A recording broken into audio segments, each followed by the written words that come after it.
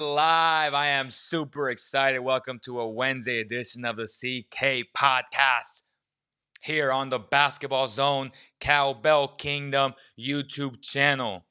Thank you guys so much for all the support. Make sure to share, like, and subscribe before you do anything. And that's right, the phone lines are open. So if you want to call me, talk some basketball, the number is 209 565 3079. And this episode is presented by Valley Tire Center. So if you are looking for some tires, make sure and hit up Valley Tire Center in Woodland, California. They take care of us all the time. Give out Kings tickets. They take care of Kings fans all the time. So make sure you subscribe to their channel. You follow them on all platforms and you support them. You support all your local businesses because it really helps the economy. So much stuff to go over today. We have three teams, the Mavericks, Pelicans, Kings, that arrived in Orlando today. The Magic are obviously, they're already home, so they were there. They were showing some cool shirts yesterday that said, go out and vote. And we're getting news that 17 out of 350 players chose not to put a social justice message on their jerseys, but 285 players chose to do it. Now, we don't know all the details yet in terms of what every player chose. We know that Ken Bazemore chose educational reform or reform education. Pretty much the same thing. I agree 1,000% with that because this country severely needs their education system to be reformed. It's not very good. I went through college, got my bachelor's in journalism. Not to say that I regret it because I don't. I'm doing what I love, but there could have been different ways. And I just feel like if your major falls under the College of Liberal Arts, that's a whole separate conversation. I don't want to get into it because then people are going to get mad or upset at me. But our system is a little bit rigged and it's set up for us to fail, and that's just the truth. So, educational reform is very important. Other news: head coach Alvin Gentry for the Pelicans got cleared to go to Orlando, so he'll be coaching his team, thankfully, because I don't want Pelicans fans to make excuses that, our coach wasn't there, so that's why we didn't make the playoffs. Now, we understand that this team is very talented, and they'll have a great chance to make the playoffs. I think they have the easiest schedule out of the Blazers, the Kings, and the Grizzlies. So they have an advantage right off the bat. Well, it's 8 games. It's 8 games. We'll get into the Pelicans and who I think will make the playoffs as well. We have news about Joel Embiid and the Nets. The Nets just signed Jamal Crawford. Everybody seemed to not want to play in the restart for the Nets. They have a lot of missing players, so it only made sense to sign Jamal Crawford. So welcome back to the league. Great veteran. Can score the ball at will till this day. So I like that move as well. What's going on? Fat baller Benji. There was a report that came out that another Kings player tested positive, but that they didn't say the names. Do you know which player that is? I don't know what player that is, and I don't think it was a player. From what I've been told, I don't think it was a player. Now, I may be wrong, but I don't think it was a player. Hunter Iggy says, hi, what's going on? Appreciate all the support. Make sure to like, share, and subscribe. And again, if you want to call in, the number is 209-565-3079. So we got Jamal Crawford signing with the Brooklyn Nets. Good move for them. Patty Mills and Dwight Howard will donate their entire salary in Orlando to Black Lives Matter organizations. Good for them. Doing good things. I see you guys. Dwight Howard was very outspoken early on, and he decided to play. So whatever he makes, he's donating it to BML and organizations of color. Again, other players who are not going to the Nets, Taurean Prince, he tested positive, so for the coronavirus, we'll set out for the restart. I thought it was very interesting of what Joel Embiid said yesterday. He said, quote, I know I'm not going to put everybody else at risk, but the question is everybody else going to do the same? I surely don't think so. And I tend to agree with Joel Embiid. I feel like some players will want to break the rules, not because they want to, but because that's just in their nature. And let's be honest, NBA players, they do what they want. They live a lavish life. They put in the work to live a lavish life. So props to them. And they were gifted by God Himself, and they put the hard work to be in that situation in the first place. But we all know that they need to have their women with them. And, Stephen A. Smith and myself have brought this up plenty of times. And talking about Stephen A. Smith, I'm going to say something right now after this. But these players will find a way to get their women in. I don't know how, if they're going to go out of the bubble, which could then put everybody else at danger. Will they be very disciplined? I don't think they will. I hope they are, and I hope they prove me wrong. I really do hope. I don't want to hear stories that they're out to strip clubs and they're at the club, or even though everything should be closed. It should be closed, but, there's ways if there's money. Stephen A. Smith, Kendrick Perkins doesn't surprise me at all. Today on the, I usually don't watch, but for some reason I watched today and while I was eating. And they said something very interesting, which, again, very misinformed, that they believe that the Grizzlies won't make it because they don't have the experience if they get into a playing game, which it's not a playing game, it's 2 games. So if the 9 seed is 4 games in the loss column of the 8 seed, they go into a 2-game tournament. Now, if the Grizzlies win 1 game, they're automatically in. But the 9 seed needs to beat the Grizzlies twice if that's how it all ends up being. And they made it sound like it was just 1 game, and that if it's the Blazers or if it's the Pelicans, that they would win the game. And for the Blazers, because of their experience, which would make sense if that was the rule. But again, how does ESPN Stephen A. Smith not have them fact check their stuff?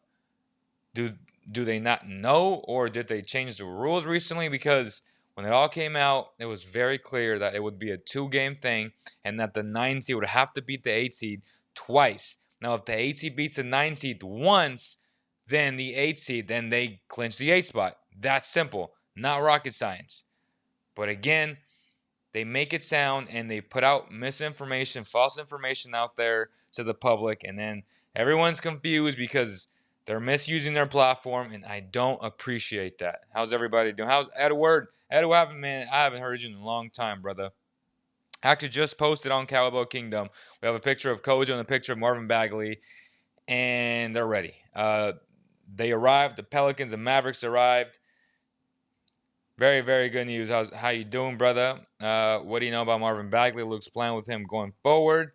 I also want to talk about, we'll talk about that. I also want to talk about the Pacers and their chances, and the comment that I made on Basketball Zone, which was Domantas Sabonis, to me, is a better player than Blake Griffin today, and that I would take Sabonis in the long run over Blake Griffin. That's simple, and I think a lot of GMs would as well. Sabonis just got paid, obviously not at the extent of a Blake Griffin, but if you really watch Sabonis play, his guy can grab the rebound, lead the break, something I didn't think he was capable of doing till this season. He's showing signs. He has vision. Now, do you want him always running the point and pushing the ball up? Of course not. You want an outlet to your guards. But if you're power forward, and at times, if you go small, you play him at center, if he has the capabilities of pushing the ball in transition, that gives you so many more options. You are that much more versatile to your coach, to your teammates, and that takes trust for guys to be able to say, you know what, if he brings the ball up the court, he'll be able to see me in stride if I cut, if I don't, or if I run to the wing for an open shot, will he be able to hit me in on the money? And I've seen him do it a lot this season. I love what I've seen from Sabonis' growth. I've used Sabonis as a great measurement for a Marvin Bagley. If Marvin Bagley can somehow one day reach a Sabonis type of level, then the Kings would have a hell of a basketball player. Then I won't be as mad. Obviously, he'll never be Luka Doncic, but if he can be a Sabonis type player, then the Kings are winning, because that means that you're going to be averaging anywhere from which is what I've always said, and I've always said this, and I've always wanted Bagley to maybe average 15 and 13, 16 and 13, a low PER where he uses his second jump to his advantage. He seems that he gotten stronger. He said he got stronger. So if he kept his athleticism and that speed, he has an advantage over most bigs on most nights anyway. But if he adds that strength, get those extra buckets, and you're going to average at least 10 points off of just second chances, man. That's how athletic and talented Marvin Bagley is. Now, if you start giving it to him in the post, and then the ball movement stops, and you want him to be a Zebo type player, that's not going to work, especially on this team. This team, De'Aaron Fox needs to be the high PER person. So going back to the Pacers, though, again, I would take Sabonis over Blake Griffin any day. Sabonis to me is a bona fide stud, all-star. Now, I wouldn't say he's underrated. I would say he's underappreciated because not many people watch him play. He does play in a smaller market, much like a Sacramento does.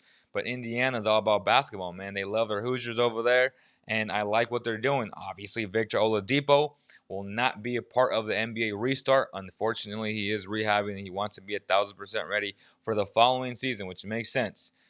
But this team with the Malcolm Brogdon, with the Sabonis, with the Miles Turner, they're in a good shape. They're in very good shape.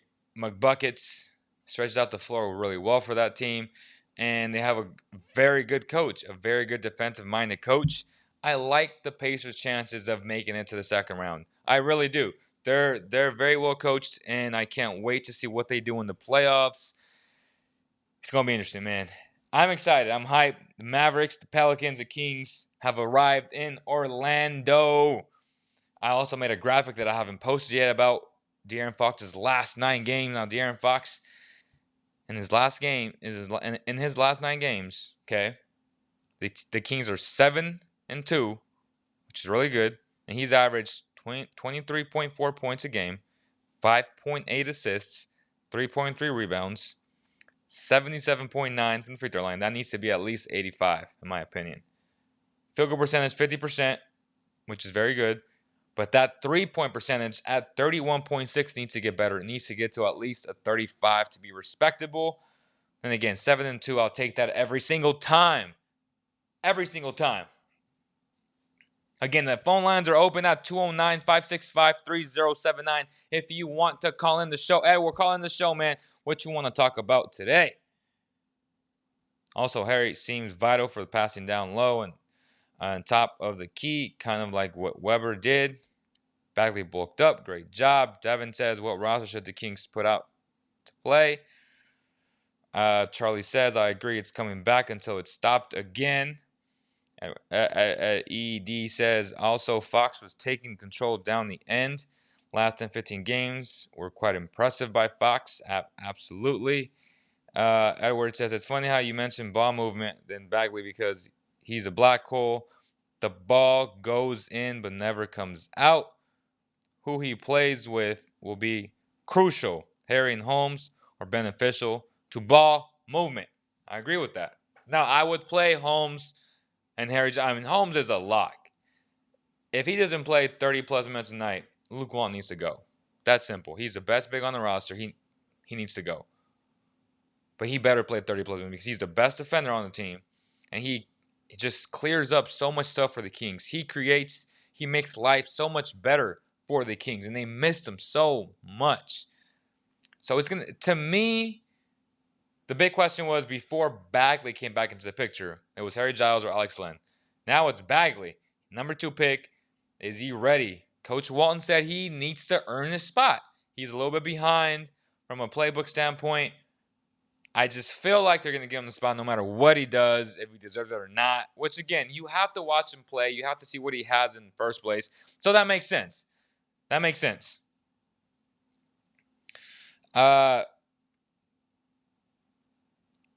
Again, the phone lines are open at 209-565-3079.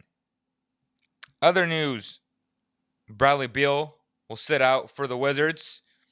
Makes sense. The Wizards not making the playoffs, so that was a waste of a pick, right? You should have just cut it to 20 teams, not 22.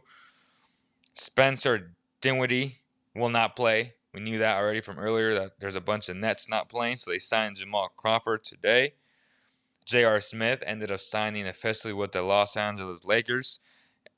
And other news, football news, shout out to Patrick Mahomes, biggest contract ever, 10-year extension, $500 million. Okay, I like that.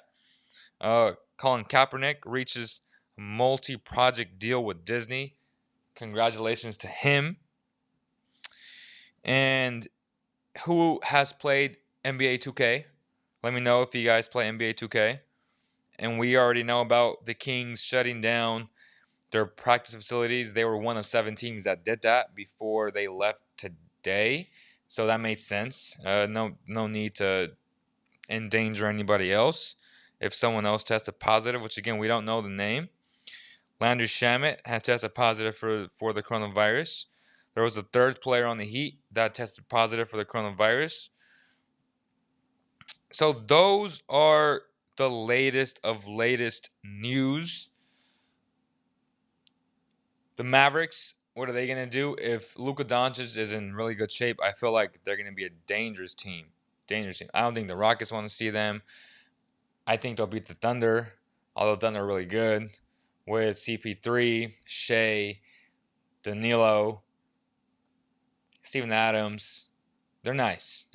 But and they're well coached by Billy Donovan.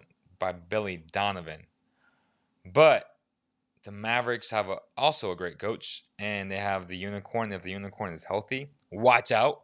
Luka Doncic, great shooters around him. So I see them making some noise.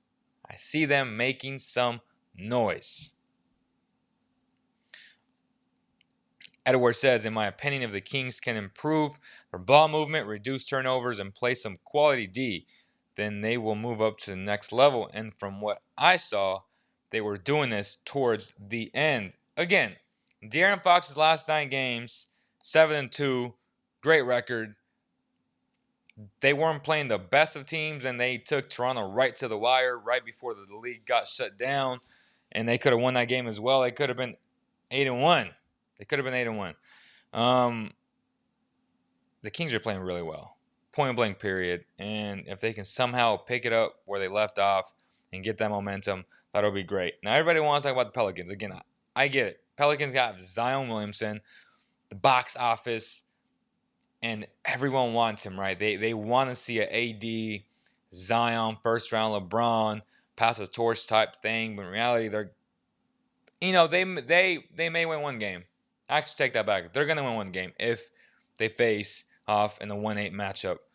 There is no home court advantage, but the Pelicans are good, man. Don't get me wrong. Pelicans are really good. Brandon Ingram, first time All-Star, stud of a scorer. JJ Redick, great veteran leadership. One of the most underrated players in the NBA, and Drew Holiday. They have a very good point guard in Lonzo Ball, Josh Hart. The list goes on. The team is deep. The team is good from top to bottom. But I'm going to say this, and I'm going to say it again. De'Aaron Fox is the best player out of both teams. The Kings have the best player out of both teams. I think De'Aaron Fox is better than Brandon Ingram. I think he's better than Zion Williamson. And when it comes down to it, I'm going to put my money on the team who has the best player, period. De'Aaron Fox, to me, right now is better than both guys. I know he didn't make the All-Star team, but he was also injured. He missed 20-plus games this year. If De'Aaron Fox should be playing the way he was playing in the last 9 games, averaging 23.4 points a game, and the Kings winning games, those are all-star type numbers, period. If you get that version of De'Aaron Fox, that assertive De'Aaron Fox, no more long-haired De'Aaron Fox. He's going to be lighter, faster. Obviously, that's a joke, but can't wait to watch him play, man. Kid is just explosive. He's fun to watch. The game is slowing down for him, and he's making other his teammates a lot better. And I can't wait to see what he brings to the table in big stake situations, in big stake situations. So the Pelicans, obviously, league wide, people want them to be the 8 spot. Memphis has a good chance, especially with Jaren Jackson coming back. Josh Jackson, who I wasn't very high, is playing better. I would say he is playing better. And John Morant. You cannot sleep on John Morant. The dude has a chip on his shoulder. He plays like that dog that you want De'Aaron playing at all times. De'Aaron plays like that when he wants to. Now, when will that switch in his brain where he can just be in attack mode at all times? We'll see. We'll see. What type of chances do the Magic have? You know, I'm very intrigued to watch Markelle Fultz play, especially at this level. What's he going to bring to the table? He's had a solid season. I mean, he's not 100% as of yet. I feel like it takes you some time to get back into your rhythm, and especially with so much stuff, so much drama that was around, that surrounded Markelle Fultz, and he's going to have a good chance with the Magic. Coach Clifford, very good coach. He's going to teach him how to become a better defender, how to really play their great team defensive scheme. And talking about defense, though, when you talk about defense, you have to mention the Toronto Raptors. Best defense I've seen in a long time. Again, they played the Kings in Sacramento right before that pandemic hit. I was left so impressed. That Raptors team's defense was insane. It was amazing the way they rotated. They played like a 3-2 fake defense. Sometimes they would switch it up, a 2-3. It was like they had a lot of packages in there that I was like, oh my gosh. The thing is, they have the right athletes to do it like that, all long and athletic. So that was so fun to watch. Their disguise packages were really nice to watch. Super nice to watch. Edward says, ball movement is vital for the Kings. I can't stress that enough. I think ball movement is important for every single team. But yeah, I get what you're saying. Your thoughts on Bagley working out with his brother and father? It doesn't really matter.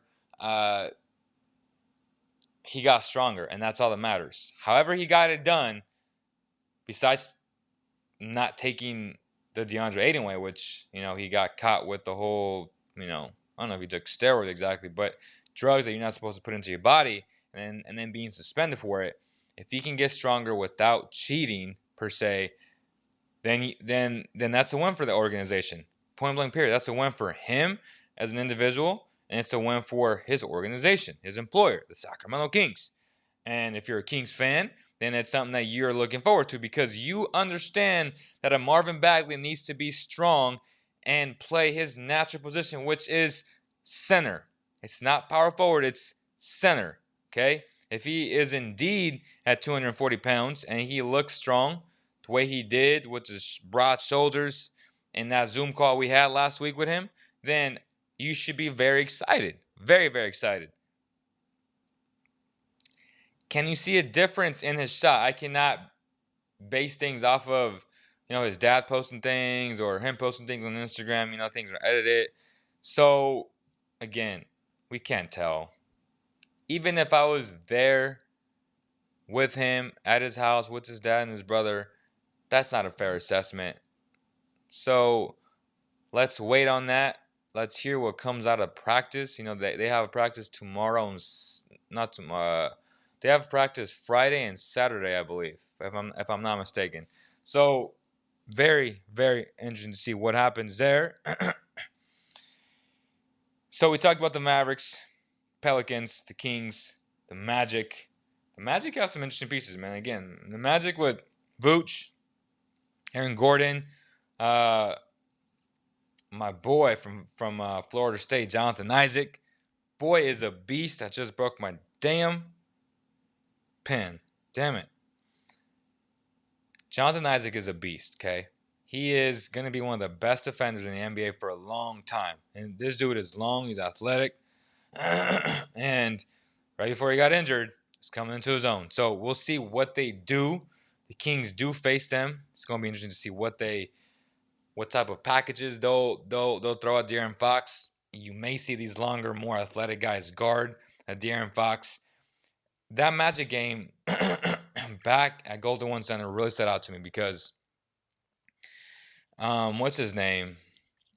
Their shooting guard, he was killing the Kings, right? He was making threes, he was driving, he was kicking, breaking down defense. And it got to a point where I was like, why on earth has De'Aaron Fox not stepped up to the plate and guard him? Now, I felt like De'Aaron Fox was trying to guard him for a long time. I'm referring to Evan Fournier. And you saw that, and I was looking at the bench, and I was like, at what point will Luke Walton put him on Evan? And De'Aaron wanted him for a good 5 minutes. Bogdan was getting burned. Whoever else was guarding him was just getting destroyed. Finally, De'Aaron got put on him, and you just saw a complete difference. He was not getting to spots because De'Aaron would beat him to it. He was anticipating everything, and on top of that, being so quick laterally. De'Aaron's such a pest when he wants to, right?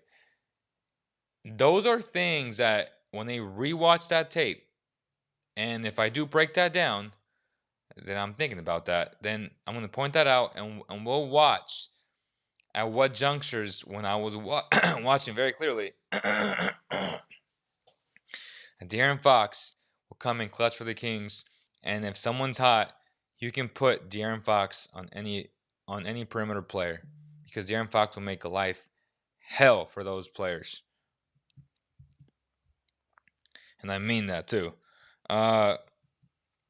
So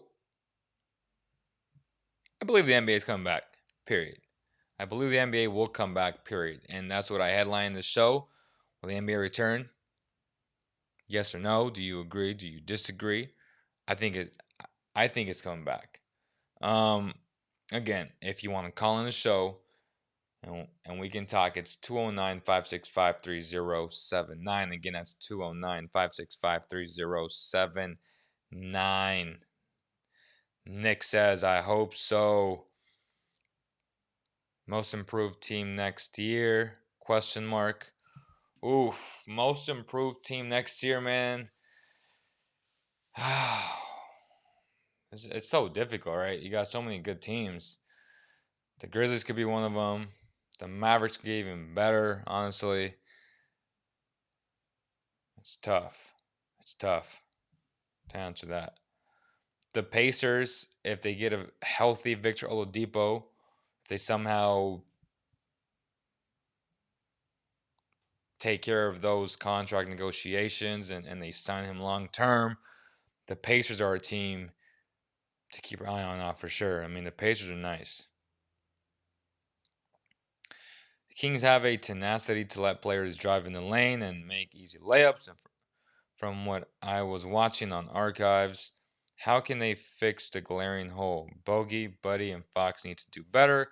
Again, you can only do so much. You can only have so many packages from a defensive scheme standpoint until you realize that your players aren't good defensively. And sometimes you can't teach lateral quickness.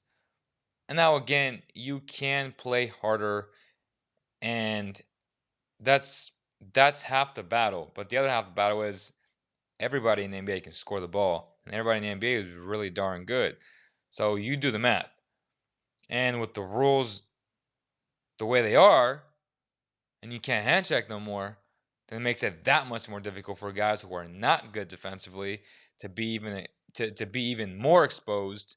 So again, can you have a great scheme? Absolutely. And coaching helps a lot.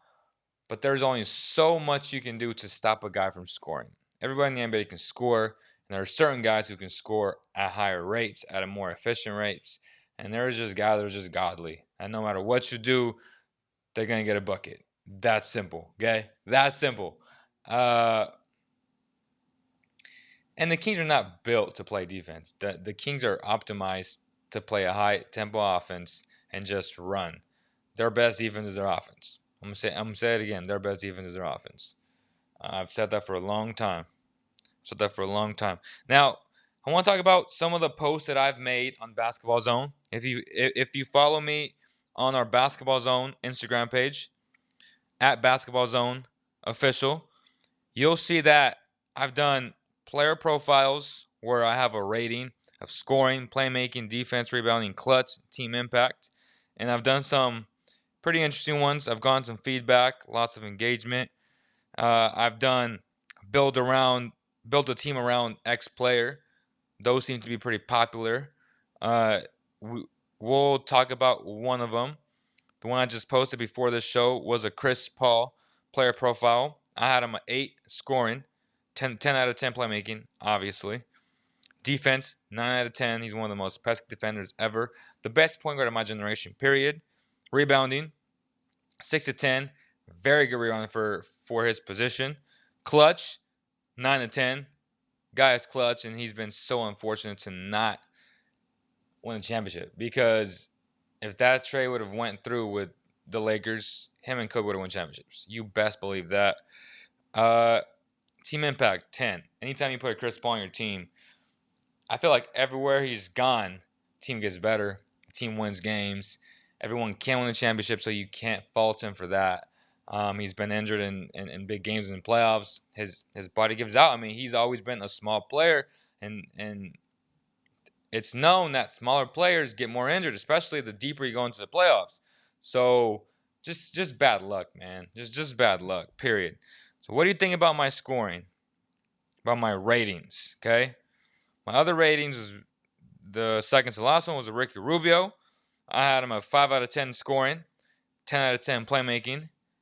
Defense, 8 out of 10. Very good defender. Very underrated. 6 out of 10 rebounder. Very good rebounder for his position. 6 out of 10 clutch.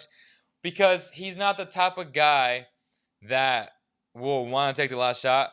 And yes, he may be. I would like him more in the secondary play initiation type play. As a secondary playmaker, as opposed to him milking down the clock, because at the end of the day, you will live with him shooting a shot. And if he comes off with the ball in his hands and the shot clock is running out, I don't want the ball in his hands. But if he gets past the ball and he somehow gets open for a 3, pump fakes, then he has such great vision where he can just drop it off or kick it back out for a better shot, for a better 3, to a better 3-point shooter.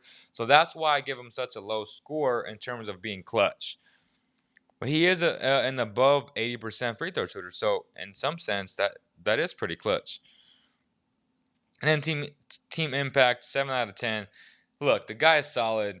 Every team would love to have a Ricky Rubio, especially as a backup point guard. You really can't go wrong with Ricky being your backup, and he definitely has that upside to play as a starter. He's done it most of his career, and he's been a very good basketball player. Period. My other one was Victor Oladipo. Now this one got some people kind of riled up and upset, and they were upset because I had 4 out of 10 playmaking. Now I apologized. I should have given him at least a 5, maybe a 6. But not a 7. No way. So 5, 6 is more fair. I apologize. That's the one that I really regret, okay? Scoring at 9 out of 10. Dude is a bucket, especially when healthy. And with the high PER, he's going to get buckets. Defense, 8 out of 10. Again, anytime you're 8 or above, I mean, you're really damn good. Now, at some point, well, he's a 9. It's like, okay, that's just a technicality. Like 8, 9. If you're a 10, you're a defensive player of the year candidate. So, yeah. 8 out of 10 on defense, 7 out of 10 for rebounding. He's a very good rebounder for his position. 8 out of 10 clutch. And y'all remember the big moments with the Pacers. Very, very clutch. Team impact, 8 out of 10. I got to give it to him. That trade, Sabonis and Oladipo for Paul George, phenomenal trade for the Pacers. They're in good shape. Trae Young. Okay. I would say Hawks fans were the ones that were riled up about this, but I had a scoring 9 out of 10. Obviously, I mean, he's just such a gift to score. He can do it on all levels, on all 3 levels. Playmaking, 9 out of 10. I can't give him a 10, even though he is 10 quality. Like, he's he's a 10 in terms of talent because he has elite vision. But if you've only done it for 1 year, then I can't give you a 10, period. So 9 out of 10, scoring 9 out of 10, defense 1 out of 10. I think he's awful. He needs to try harder, honestly. He needs to be better in that area. If he would try harder, I would give him a 3, maybe a 4, but most likely a 3. He's just bad defensively. He's small, he's not physical, and it's going to be an issue for his entire career. But it doesn't matter because he's such a great offensive weapon that he gets away with a lot of things. Rebounding 1 out of 10, not great. Not great, period. So I don't even want to discuss that. Now, this is where people got mad. 8 out of 10 for a clutch is really good, especially for a second-year player. Now get out of here. 8 out of 10 is really good. And then team impact, 7 out of 10. I should have given him a 6, to be honest with you, because that Hawks team is awful, and he gets to do what he wants. They gave him the keys to the kingdom right away, and a lot of people want to say, well, Steph, he's better than Steph at this moment. Yes, I would say he's better at this moment, but contextually speaking, Steph Curry did not have the keys to the kingdom. He was playing behind the guy by the name of Monte Ellis, who had a high PER. He was scoring 20 plus, and it just wasn't his team yet. But they traded him that way. It would become Steph's team. So from a statistical standpoint, obviously Trey is doing phenomenal things, but let's not get carried away, okay?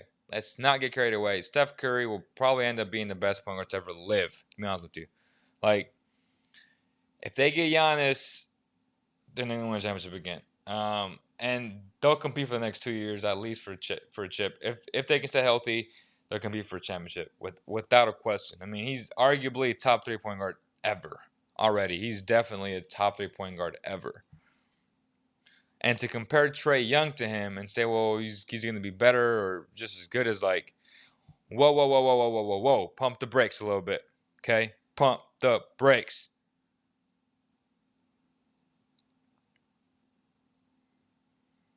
And then, so De'Aaron Fox, right? My player profile for De'Aaron Fox. Let's talk about this. Scoring 8 out of 10. If you base it on what we saw the last 9 games, 23 points, definitely 8 out of 10. Has a chance to be a 9. Playmaking, 8 out of 10. Again, that could be a 7. That could be an 8. Very, very solid. Very, very solid. Oh, first call. Edward, welcome to the show, brother. Yeah, how you doing, man? Long time no speak, huh? I know. I haven't heard from you for a long time, brother. I miss Kings basketball. We all do. I miss NBA basketball, period. Yeah, I mean, it's with all my friends here, I live in South Korea. Like, it's just, sports is dearly missed. Wow. I mean, it's just amazing how you realize, like, how important sports can be for many people. I agree. But I hope you're doing well, man. And I got 3 questions for you. Go ahead. Yeah. Fox and leadership. Yeah. Okay. I was definitely extremely impressed with Fox down the end. He started taking more control. But after watching The Last Dance and the Michael Jordan, mm-hmm. and I lived during that time myself. Right. And Jordan was possessed. I mean, he was literally possessed. He just concoct fabrications in his mind, like this guy said something to him or something, yeah, and just to beat him basically, yeah. I'm not saying Fox would do anything like that, but what I am saying is, what kind of leadership role does Fox need to do to take this team to another level? And I do believe that Fox has to be the leader. He must be the one that says. I kind of mentioned that earlier. Yeah. I kind of mentioned that earlier where I said he needs to be like John Morant all the time. Where John Morant has that dog in him, and De'Aaron has it, but he's very selective on when he becomes that dog. And that's the one thing I would knock De'Aaron for, right? Where he's a bit complacent and he just he's on cruise control first 3 quarters. Fourth quarter comes where you need him to make a play, then he makes a play.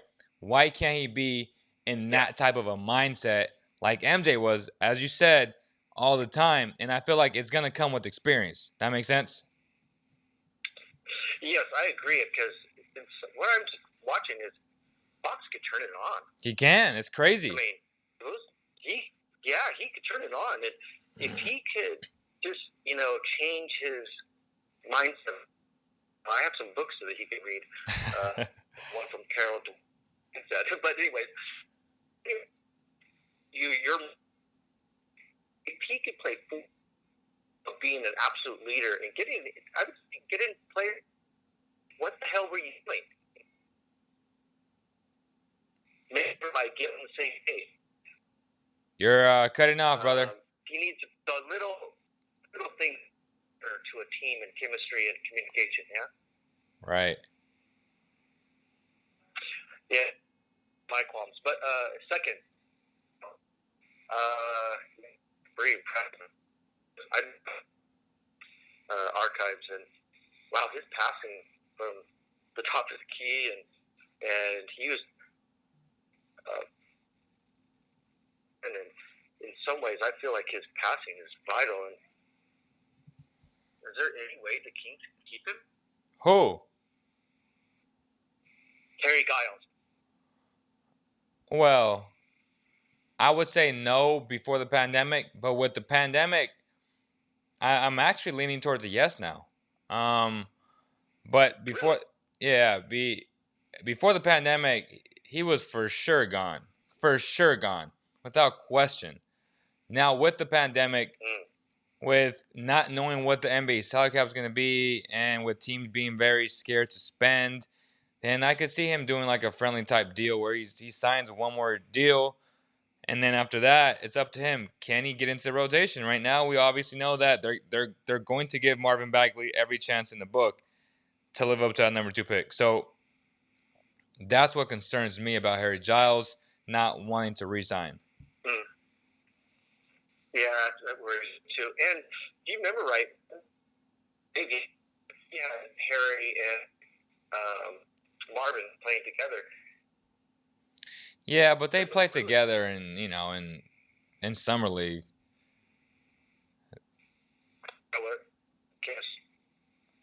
Hey Edward, call me back, brother, because you keep cutting off.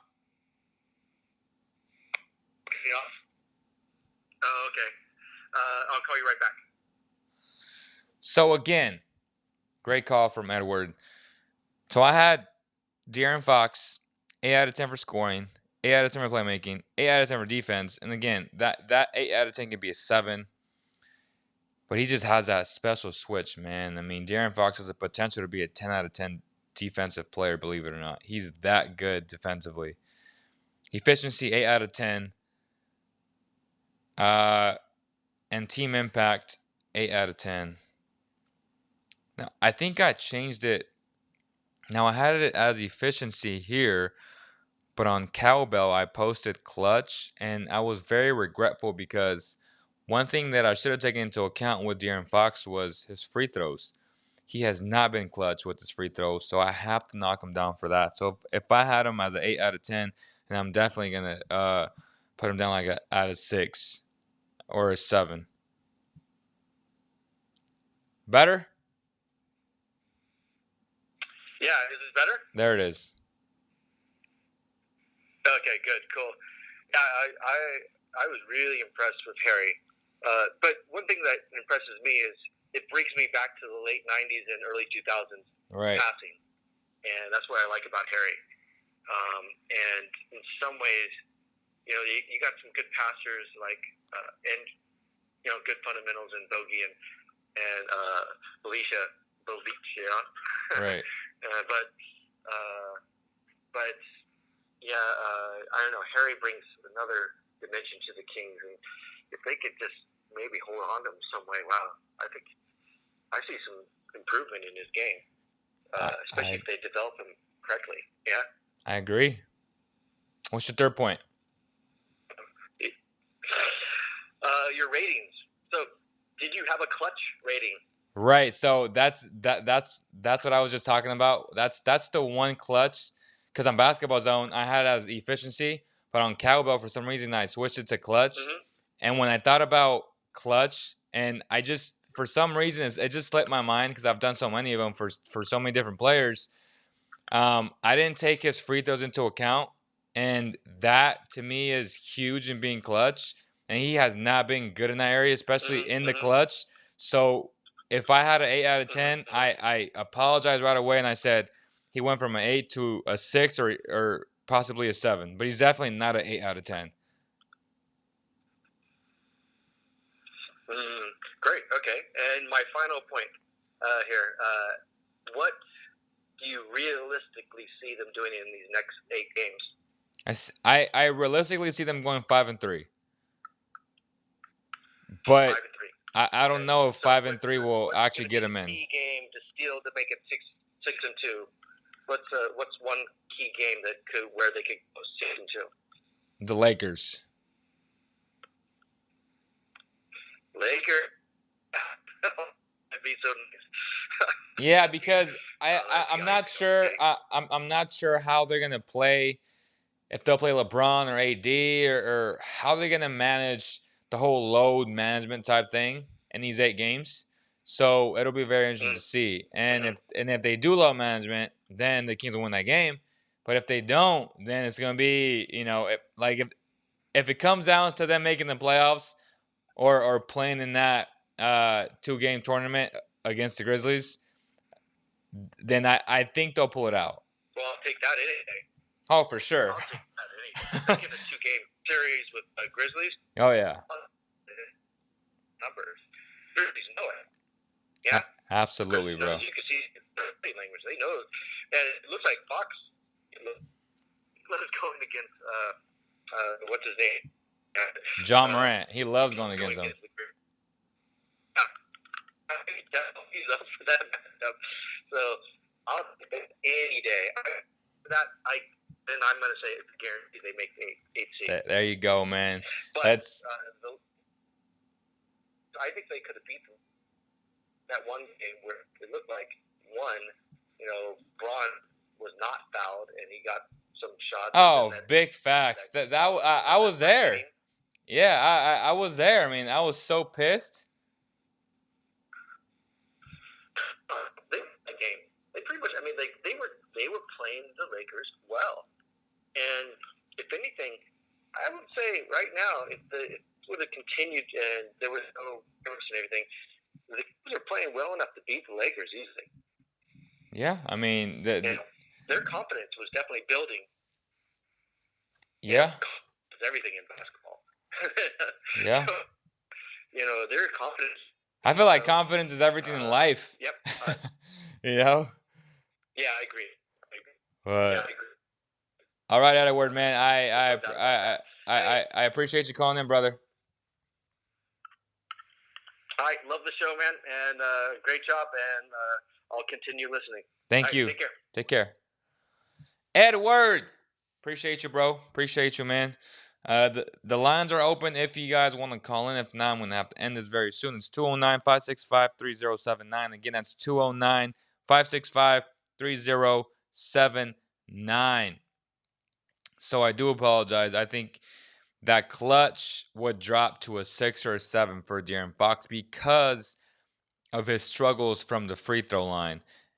Can he improve that? He needs to improve that because he's going to be going to the line a lot. He's going to get fouled a lot.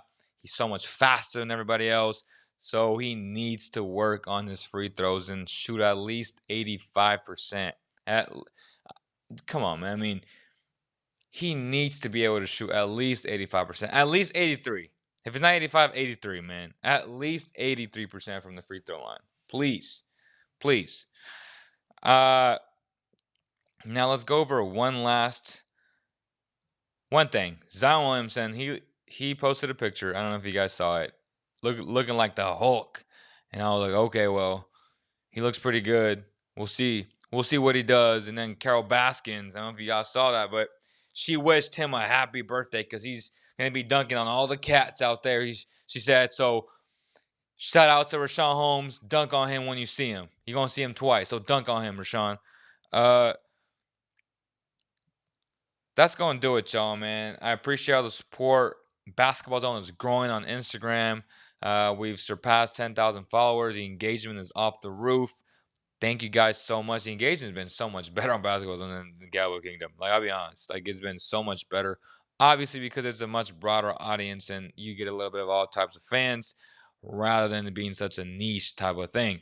But support is big time. So if you are a Kings fan and you want to support our NBA channel on Instagram, please do so. And if you enjoyed this video, make sure to share, like, subscribe for your latest NBA news. Thank you guys so much, and we'll see you guys on the next one. Peace.